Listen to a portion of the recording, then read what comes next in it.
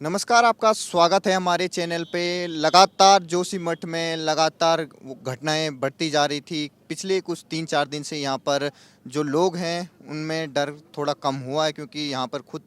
मुख्यमंत्री आए हुए थे। एक दिन उन्होंने रात में यहाँ बसेरा किया। लगातार उनकी नज़र यहाँ बनी हुई है, चाहे प्रधानमंत्री हो, प्रधानमंत्री के पीएम स्तर पर यहाँ पर बड़ी जो लेवल की बैठकें हैं वो हो रही हैं। और इस जोशीमठ पर पूरे देश ही नहीं, पूरी दुनिया के जितने भी भूगोल शास्त्र हैं उसके जो साइंटिस्ट हैं उनकी नज़र यहाँ बनी हुई है कि जिस तरीके से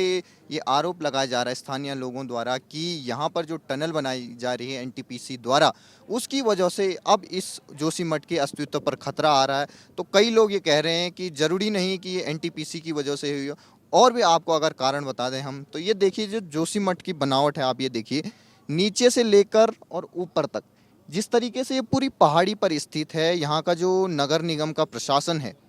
अगर उसकी बात करें हम, तो अगर आप सोचेंगे, अगर आप शहर में कहीं कुछ भी कोई भी घर बनाते हैं तो सबसे पहले वहाँ की जो मिट्टी होती है, जो वहाँ की ज़मीन होती है, उसकी क्षमता की, वहाँ पर गुणवत्ता की जांच की जाती है कि इसमें कितनी बहुमंजिला इमारत बन सकती है। उसका पूरा एक खाका तैयार किया जाता है, नक्शा तैयार किया जाता है, इस पे किस तरीके से पिलर बनाए जाएं, उसका पूरा एक मानचित्र बनाया जाता है। लेकिन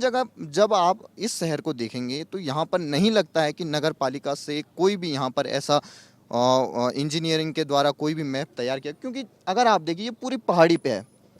अब इन घरों को आप देखेंगे पीछे से ऐसे स्लोप में है। अब इन पर दो दो तीन तीन चार चार मंजिला अगर आप घर देख सकते हैं, आधा से ज़्यादा जो घर हैं 2 मंजिला हैं, कुछ ऊपर आप देखेंगे 3 मंजिला भी हैं। अब इस होटल की बात करें जो अभी गिराया जा रहा है, इस होटल की बात करें हम, जो मलारी है और माउंट व्यू जो ये होटल है, सबसे पहले इसी होटल से जो शुरुआत हुई थी जोशीमठ की,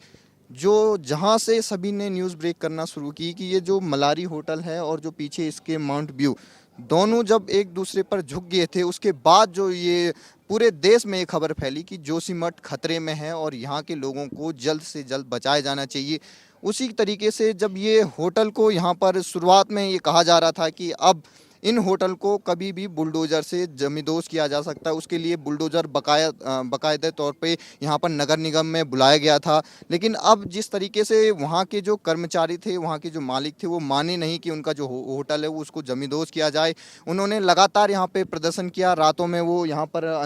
प्रदर्शन के लिए बैठे रहे, चाहे उनकी बिजली काट दी हो फिर भी वो बैठे रहे। उनका ये मानना था कि जो हमारा होटल है उसका हमें उचित दाम मिलना चाहिए। वो कुछ बड़ी अमाउंट बता रहे थे, लेकिन जो प्रशासन कह रहा था कि हम आपको यहाँ के जो सर्कल रेट है उसके हिसाब से पेमेंट करेंगे। तो दोनों में लगभग कई दिन तक बातचीत चली। खुद पुष्कर धामी जी, उनका यहाँ पर दखल हुआ, उसके बाद वो मान गए अपने होटल को वो करने के लिए। उसके बाद जो प्रशासन है, अगर आप ये देखेंगे कि जो होटल माउंट व्यू है और जो ये होटल मलारी है, दोनों जिस तरीके से ढलान पे यहाँ पर बनाए गए हैं, इनकी अगर मंजिल के हिसाब से करें 1 2 3 4 5 और लगभग 5 या 4 मंजिला ऊपर से दिखता, लेकिन ये ऊपर नीचे भी आपको ग्राउंड में अगर आप देखेंगे यहाँ भी एक मंजिल है। तो इतना बड़ा अगर आपको जो बिल्डिंग है, 2 बिल्डिंग है, लगभग 10 से 30 मीटर के दायरे में ये होंगी। अगर इनको बुलडोज़र से जमींदोज़ किया जाता तो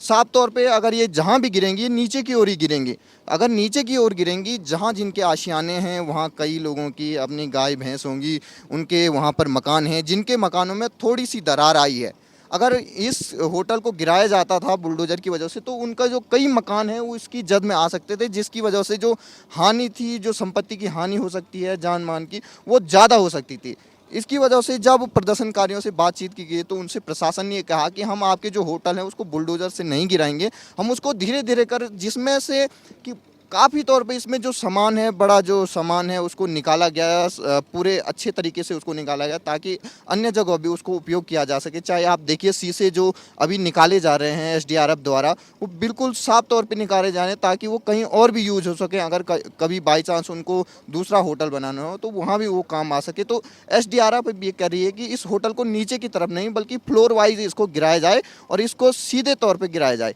एकदम से इसको नीचे नहीं गिराया जाए। पहले यहाँ की बिजली काटी जा रही है, उसके बाद अब धीरे धीरे यहाँ पर इस होटल को लगभग 1 हफ्ते के अंतर्गत इसको बताया जा रहा है कि इसको डिसमेंटल किया जाएगा। अब यहाँ के जो लोग हैं जो ये सोच रहे थे कि नया जोशीमठ बनाने की, चाहे वो हरीश रावत बात कर रहे थे नए जोशीमठ बनाने की, अब वो तो दिख नहीं रहा है, लेकिन जितने भी जो ऊपर की हिस्से में है जहाँ पर लोग एक पांडे जी का घर है, वहाँ पे काफ़ी खतरनाक सिचुएशन आ चुकी है। तो उन लोगों को ये कहा जा रहा है कि उनको सरकार जल्द से जल्द मुआवजा देगी और उनको ये कहेगी कि अगर आपको कहीं लगता है कि अगर आप कहीं जा सकते हैं मुआवजा देकर, तो उनको सरकार मुआवजा दे देगी। लेकिन जो बाकी घर हैं जिनमें हल्का हल्का दरारें हैं, उनको ये कहा जा रहा है अगर वो दरारें कुछ समय के लिए स्थिर रहती हैं तो उनमें लोगों को रहने दिया जा सकता है। जहाँ पर रेड मार्क के क्रॉस के निशान लगाए गए हैं, उन दरारों में लोगों को रहने दिया जा सकता है, क्योंकि इतनी बड़ी आबादी को एकाएक आप कहीं और नहीं ले जा सकते। ऐसी और जगह आपको इतनी बड़ी तादाद में नहीं मिलेगी जो खुद ये बद्रीनाथ हो चाहे हेमकुंड हो, ये बिल्कुल पॉइंट है जहाँ पर लोग आते हैं, रात में बसेरा करते हैं, फिर यहाँ से बद्रीनाथ हो हेमकुंड साहिब हो, यहाँ पर लगभग कई लोगों की आजीविका जो है वो होम स्टे पर चलती है। जो उत्तराखंड सरकार की जो महत्वपूर्ण योजना है होम स्टे वाली, उस पर चलती है। तो लोग यहाँ पर अपने एकाएक मुआवजा लेकर वो यहाँ से जाना नहीं चाहते, क्योंकि उनका व्यवसाय इससे जुड़ा हुआ है। अगर वो कहीं नई जगह जाएंगे तो उनको आजीविका का जो सबसे बड़ा संकट हो सकता है, उस पर उन्होंने उनके भविष्य पर जो बात आ सकती है, क्योंकि जो मुआवजा है वो तो उनके संपत्ति का मिल रहा है, उनके व्यवसाय का नहीं मिल रहा है। तो इसलिए उनको काफ़ी चिंता है कि भविष्य में जो उनके बच्चे हैं जिनके लिए वो यहाँ जोशीमठ आए थे, जहाँ इतनी बड़ी मकानें बनाई थी, चाहे वो रिटायर फौजी हों, चाहे जितने बड़े बड़े उनके जो बेटे हैं जो बड़ी बड़ी शिक्षाएं ले रहे हैं जिसमें फ़ीस बहुत ज़्यादा देनी पड़ती है, और इन मकानों को बनाने में जितनी भी ईएमआई गई है, ईएमआई तो जा ही रही है उनकी। तो सरकार से उनका ये अनुरोध है कि ईएमआई को थोड़ा देर समय अवधि के लिए इसको बंद किया जाए, उनको इसमें भी छूट दी जाए। अभी सरकार का उस पर आज 12 बजे कैबिनेट की बैठक होती है, उसमें क्या कहा जाता है ये देखने को मिलेगा। और जो मुख्यमंत्री ने जो ऐलान किया है कि 1.5 लाख रुपए यहाँ पर मुआवजा राशि सीधे उनके बैंक अकाउंट में दी जाएगी, तो वो कुछ लोग ये कह रहे हैं कि वो नाकाफ़ी है, क्योंकि इतनी बड़ी जो उनकी संपत्ति है। एक से हम बात कर रहे थे, उनके घर में जो दरार आई थी, वो ये कह रहे थे कि मैंने 10 महीने पहले ही अपनी दूसरी मंजिल को चढ़ा है, उसमें लगभग उनके 30 से 40 लाख रुपए खर्चे हुए हैं। उनकी जो बेटी है वो नर्सिंग का कोर्स करती है, तो इतने पैसे वो कहाँ से लाएं? उनकी जो ईएमआई है वो लगातार जा रही है, उनकी बेटी की जो फीस है वो देनी है, कहाँ से हम दें? क्योंकि आजीविका एक तो पूरी तरीके से ख़त्म हो चुकी है, और उसके बाद उनका जो घर था, जो आशियाना था, जहाँ पर लगभग 2-3 परिवार उनके रहते थे, उनके बेटे, उनकी बहुएं रहती थी, उनकी बुजुर्ग माँ रहती है 90 साल की, वो बीमार है बताई जा रही है। तो ऐसे करके सभी की अपनी अपनी प्रॉब्लम है, सभी की अपनी समस्याएं। और दूसरी तरफ अगर आप मौसम देखेंगे, मौसम उसी प्रकार से जोशीमठ में चल रहा है जिस प्रकार से चलता रहता था। मौसम को यहाँ पर कोई भी फ़र्क नहीं है। ऊपर आप देख सकते हैं पहाड़ियों में यहाँ पर बर्फबारी चल रही है, और पीछे मेरे आप देख सकते हैं यहाँ पर जो प्रशासन है वो मलारी होटल और माउंट व्यू होटल को यहाँ पर धीरे धीरे करके जमींदोज करने की कार्रवाई जारी है।